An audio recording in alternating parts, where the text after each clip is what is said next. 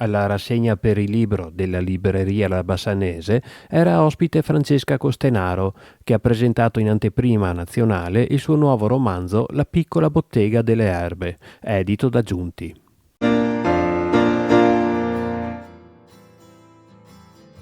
È un romanzo che racchiude colori, amore e mistero intanto.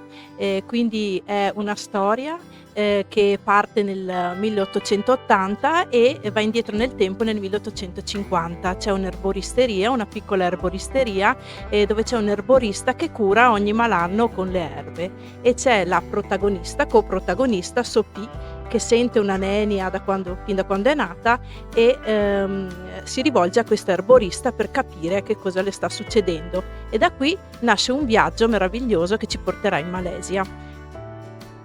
Cosa sono per te e che influenza hanno l'erba in generale, le piante, per l'uomo?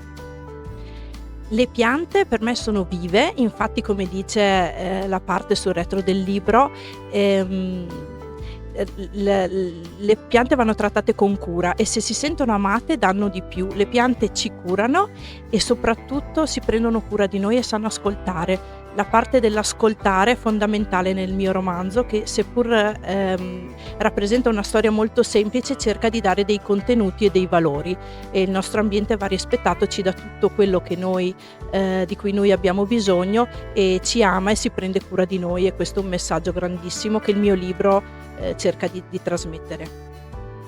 Un pubblico numeroso ha accolto l'autrice nella libreria di Bassano del Grappa, per poi concludere il pomeriggio con un aperitivo offerto dalla casa. Che cosa ci manca per le piante, per la cura delle piante, per la cura nostra stessa?